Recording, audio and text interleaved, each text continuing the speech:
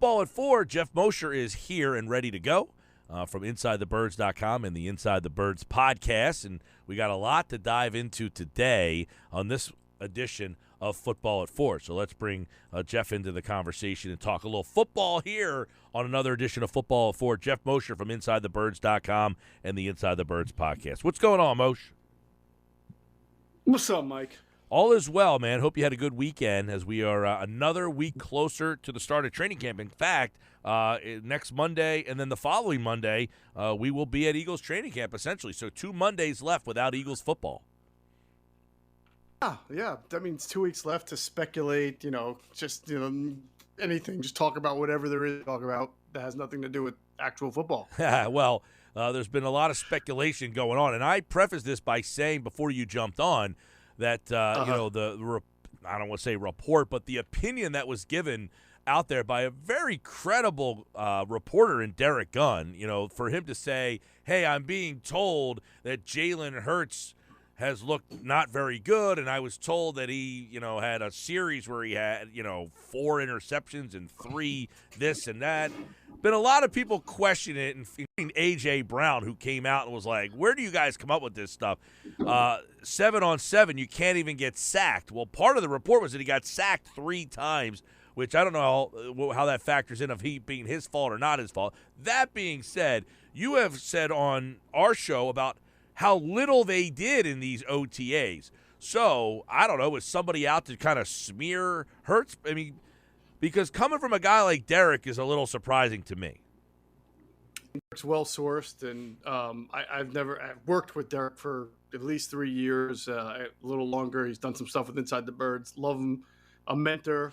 Never known him to make anything up, and that is, sometimes you'll hear people say that's got to be made up. That I don't know anybody that makes up quotes. I can't prove stuff. Now, the question is, did somebody tell that to Derek with an agenda? And I would say I've never known Derek to be the kind of reporter who can't discern the difference between someone who has an agenda and someone who doesn't. So, I think that's a big part of our jobs and one thing that Adam and I do at Inside the Birds very carefully is we don't report. There are some reporters you can tell. They will literally put anything they're told on Twitter immediately just to get a reaction. Source said this, source said that. Adam and I are not like that. We're very careful. We're very methodical. We love to have everything that we're told, especially anything that might be a lightning rod issue. We like to run that up several flagpoles and just not go with it before on one source. So that we're that's the way we are. We're a little old school, and I'm fine with that. I don't mind not being the first all the time as long as what we put out is accurate. So with that being said, and not really trying to comment on anything somebody else does, we have talked about OTAs this year, how different they are. And Adam and I on our podcast and on your show as well have said many times, whether it's good, whether it's bad, it's almost impossible to quantify when it comes to these OTAs. They're just not doing anything remotely close to what they used to do in the past.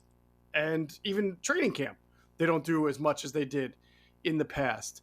That's not to say a guy can't have a bad 7-on-7 drill. And when they talk about sacks and 7-on-7s, I know some people have said anything you say about a guy getting sacked in OTAs must automatically be discarded because there is no sack. But honestly, whoever's giving this information is smart enough to also know that if you're holding on to the ball for 4 or 5 seconds before you throw it in a 7-on-7, you're freaking getting sacked in a game. That's just the reality of the situation. So If someone tells me he would have been sacked 3 times in that drill, I know that this person knows that there's no contact, and this person didn't see Jalen Hurts get sacked. He or she is basically saying that the ball was held onto for a long time before it came out. In the game, it would have been a sack. So again, can't put too much into it. There were 2 open practices to the media. I went to one. I thought Jalen Hurts looked pretty good, and the feedback that we've gotten is that his timing's been a little bit better this year than it was at this time last year. But even things like that, we've said you can't put too much into because it's not real football. It's not even close. Right, yeah. So the exact quote was he had 3 picks, 4 incompletions, and 3 sacks. That was his 10-play series. So obviously that's not very good. To which some people have said, look, I was there one day, like you said, and I didn't see that. One was a 7-on-7 day, so this almost seems impossible because a lot of times it's 7-on-7, no one's rushing the passer. Now, as you said, well, even though no one's rushing, if you're holding the ball for 4 seconds, that's probably going to lead to something being sacked. But I guess the bigger question is here, here comes A.J. Brown. He's laughing. He's kind of like, yeah, well, the one day he threw me 3 touchdown passes. So I think the big part of this, Moshe, is I'm sure there's a lot of our listeners who have seen this quote out there, and for whatever reason, it's gained a lot of steam, but to not put a lot of stock into it. Yes. Now, yeah, that's basically the overriding theme is that we got a whole training camp, and everybody knows, everybody who doesn't have it stuck in their head one way or the other, that Jalen Hurts is going to be great or that Jalen Hurts is going to be terrible. Everybody else, which I think represents like 70% of Eagles fans, I would like to think that, knows that you can't know right now what Jalen Hurts is going to be. We're not going to find out until he's on the field, until they play the next 17 games, and you're going to have to see if he's taken a step in his development or if he's taken a step back in his development. Both are possible. Yep. What Jalen Hurts is going to have to battle, what he's going to have to help him is he's got a better supporting cast. He's got more time under his belt. So he should be better with his time. He should be a better all-around quarterback with the improvements around him and with his experience. But on the flip side, Mike, there's also going to be teams he's seeing this year for the third and fourth time, for the second time, like the Lions. There's more tape on his game, right? So there is going to be more game planning for what he can and can't do based on the last year and a quarter. And he's going to have to, he and the coaching staff will have to adjust to that. Teams will know now a little bit more about Jalen Hurts. So all that is our way of saying we're going to find out. This is a big test year. Yeah, and you're right about that. I like the part that you brought up is that now there's more tape on here and how much he makes the adjustments. But the big thing was supposed to be that he was working on his mechanics and he's supposed to be getting better in those areas. So that could be where, he's trying to these new things out in these OTAs. Right. I mean, context is key for these things. I always say, like, you have. That's why I try not to comment on that. I don't know what the context is. There used to be situations in the Andy Reid days where they would do a drill where the quarterback was supposed to kind of heave the ball up. It was more of like a defensive drill than an offensive drill. And you're just supposed to heave the ball up and see what the defense does with it. Maybe like knock it down. It could have been like a Hail Mary type thing. It would be at the end of several practices. And so you would see the quarterbacks throwing interceptions a lot. Some people may not have realized because we could watch all the practice back then. Some people may not have realized that was a drill designed for the quarterback to just throw the ball up and see what happens. And they may say, man, this guy really stinks. He's throwing interceptions left and right. Now, I haven't seen that drill here in a while, but my point is without the context, without knowing the play call, it's really hard to just make something of anything, good or bad. Totally agree with that. It's funny because these 7-on-7 drills, there's no there's no lineman out there. It's just kind of like, you're just kind of trying to get your timing down almost, right? I mean, it's just like almost like a timing thing. Right. And remember, A.J. Brown was not there for the first couple of weeks, I believe. I don't think he got there until June. So it's not like he had a great amount of time to establish a rapport with one of his newest and best weapons.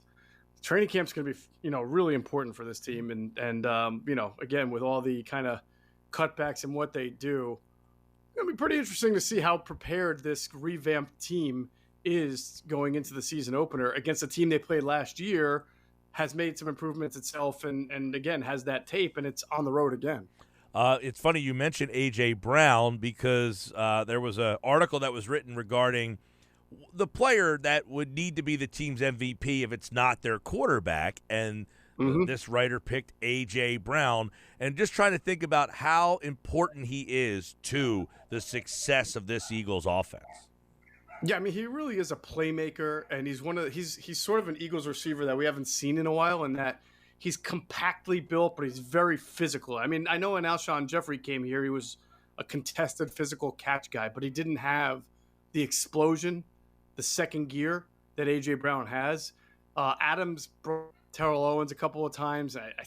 It's tough just because T.O. was in another world, but I understand what Adam's saying, because A.J. Brown, although he's not 6'3", he's about 6'1", but he is like just physically tough. Like Steve Smith was physically tough. Stephon Diggs is a guy who I think is a great route runner, but is also very tough. Gets off the line of scrimmages, uses his hands really well, has that second gear explosion. So A.J. Brown is in that kind of category. Well, we say Devonta Smith is a good, smooth, fluid, long striding receiver who's really advanced in route running, but nobody looks at Devonta Smith and talks about like the physical toughness that his body, just his presence brings. The A.J. Brown has that. And that's good. It's kind of like a trait that we haven't seen from an Eagles receiver in quite a while. Right. To have that kind of body and explosion in him. Right. And I guess, the one thing is people forget that he had surgery on both knees at the end of last year's playoffs. So you're hoping that the Tennessee Titans weren't worried about that, and that's why they were willing to, I don't want to say trade it for nothing. I mean, they got a decent return, but I think that most people were happy with what the Eagles gave up. But that's something to definitely keep an eye on, is he did have surgery on both knees. Hey, listen, I've brought it up many times on the podcast. I think the move to bring in A.J. Brown was a very good move, needed move. The contract's fair. But I always say this, in the back of my mind, when you see a guy that talented 3 years in, not get an extension from the team that drafted him and then traded, I always say, why? What is it that led that team to believe that player was expendable? Right? I know that they were able to use the first round pick and get the Arkansas wide receiver, Treylon Burks, who was kind of, compared to him. But any exec will tell you, I'd rather have the proven talent, right, than the draft guy, and hope that guy that I draft is as good as the guy that he has to replace, which you never know. So it will always be in the back of my mind, and I think the knee is a big part of that, or the knees, and the medical part. Was that worth it for the Eagles to go out and do that? Or will it backfire on them that they gave the guy all the money and then surrendered a first-round pick for someone who had the knee injury history? Yeah, and like you were talking about what he brings to the table, it's like I think a lot of Eagles fans are excited they got this guy, and it's like, is he the kind of guy that you build an offense around? Like you can certain wide receivers, you design your offense based on what he brings. Deebo Samuel, for instance, their offense is really designed about what he brings to the table. Can the Eagles kind of do that with what he brings? Does he have that kind of skill set? You were like, hey, this is what our offense is going to look like because of this piece that we have. Yeah, so I think they can do things offensively because they have him that they may not have been able to do in the past, especially using him on short to intermediate routes, but against certain coverages that allow him to get the ball in stride, turn up field, and go, because he's that kind of special and has that talent. But they don't have to build the offense around him. In fact, you look at the most successful team in Eagles history that won the Super Bowl. You could argue that offense was not built around any one particular playmaker. It wasn't built around Nelson Aguilar. It wasn't built around Zach Ertz. It wasn't built around Torrey Smith. It wasn't built around LeGarrette Blount individually, or I'm trying to think of the other wide receiver on or Alshon Jeffrey. It was just a tremendously talented team overall. And again, nobody had 1,000 yards rushing. Nobody had 1,000 yards receiving. The offense was really built around Carson Wentz playing at an elite level, using all those resources at his disposal. And that's how I see this Eagles team. I don't, when you have Dallas Goedert, when you have A.J. Brown, when you have Devonta Smith, when you have Miles Sanders and whoever, and that offensive line, I don't think you have to per se go in saying we're going to get the ball to this player and build our offense around him. And then if the defense adjusts, then we get it to player B and then player C. I think that they've got enough talent around them, including a quarterback who can do a lot of different things with his legs, that they can pretty much be balanced. Now, in talking about what we're looking at A.J. Brown, what kind of jump or leap would you think that is in store for Devonta Smith? Well, I think he's going to play more at the Z position than the X, because A.J. Brown's a natural X. And what that means is by the Z receiver doesn't have to play on the line of scrimmage. He can move around a little bit. You see the Z receiver go in motion a lot and move around to create mismatches. Also, he's not on the line, so he can't get pressed. And I think that will all come into an advantage for Devonta Smith. They'll be able to move him around, use him in different ways, find good mismatches, and I think it'll benefit him in the long run. I would imagine that as long as everything's going according to plan, that he can have an even better year than last year. Yeah, I mean, I thought last year he was solid. He was very, but it's like, does he take that big? Is he one of them guys that you're like, man, he took a big jump from year 1 to year 2, only because of what's around him in the offense now that they don't have to rely on him as much? I would think so. I really would. And I think that they'll be able to find areas of the field where he really, he can catch the ball deep, but I wouldn't quite call him a great vertical threat.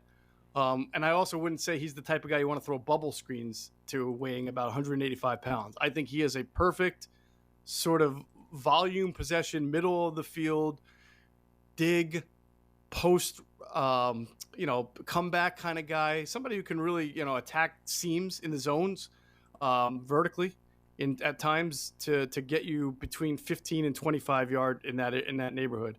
And then every once in a while you'll be able to, he'll beat somebody over the top and you'll be able to throw it down deep to him. Yeah. If A.J. Brown wasn't here, would you say that Devonta Smith can be a number 1 wide receiver? Or is he better suited to be someone's number 2? I mean, you'd have to tell me who the number 2, if it's Devonta Smith 1 and Quez Watkins 2, I'd say you probably need some help there, but that's more me noting the drop off from Quez Watkins to A.J. Brown, or Devonta Smith to Quez Watkins. If you had Devonta Smith and cloned him and made another Devonta Smith and they lined up across from each other, I think you'd be pretty good. I mean, you wouldn't be perfect, but you'd be pretty darn good. Yeah.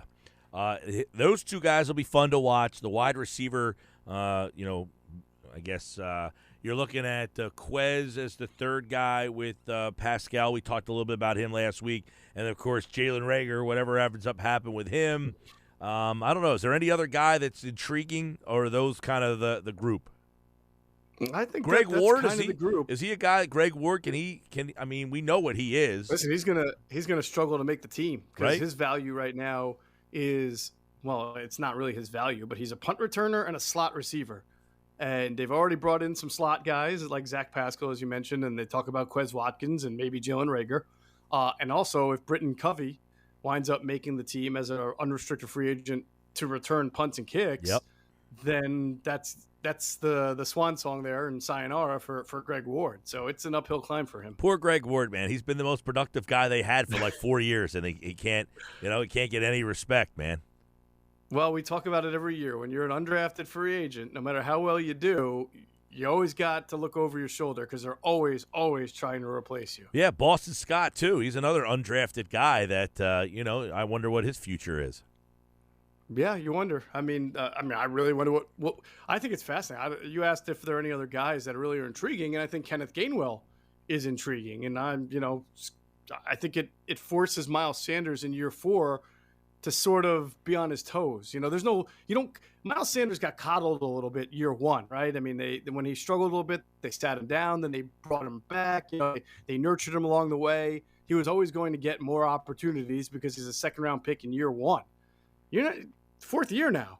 Last year, yeah. And they've coaching staff has a hand-picked, quote-unquote, successor in Kenneth Gainwell, who they really like. So Miles struggles if he's putting the ball on the carpet or dropping passes or whatever.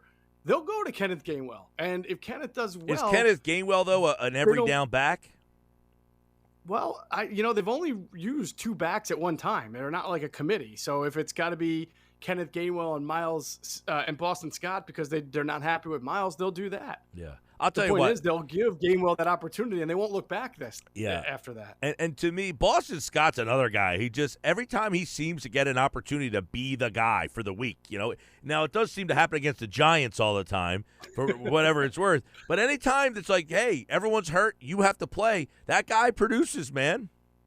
I was shocked. I made a joke on the podcast a couple of times. I was shocked that the Giants didn't try to pay him just a little bit more than the Eagles to bring him over there, just to save themselves from losing 2 games a year. I mean, that's how good he's been. But Boston's the problem is he plays a position where you can find a bunch of guys. Look at Jordan Howard. Look how productive he was, right, when he was healthy for the Eagles. He's unemployed right now. Boston Scott's been productive, but you can find a million running backs who can do what Boston Scott does. And so you don't really have to rush to do it. I mean, you don't have to give him more opportunities. He's a good team guy. And if he wasn't on the team, you'd probably find somebody else who could do the same thing. Yeah. He's good in spots, but he's not great at anything. So there's a million guys like that. All right, Geoff Mosher, more from Inside the Birds podcast. Check it out. The latest one is out. You can listen on your way into work, 6 a.m. Monday morning. It drops. Thursday morning, it will be the next episode, so you have a couple days to get that episode from today in. And, of course, Football at 4. Adam Kaplan is back tomorrow. Jeff will be here Wednesday. And then, Andrew, we will look at the NFC South on Thursday. Actually, we'll go to the North. You and I did the South last week, so Andrew will be here for the North. And that means that will be the final division before we get to the East, which means football will be back. Geoff Mosher, Football at 4 in the books. Thanks, bud. You got it, man. Watch out for those Vikings in the NFC North. You heard it here first. Ooh, there you go. A little prediction from Geoff Mosher. The Vikings could be the team to take a look at. All right, Geoff Mosher, Football at 4 in the books there.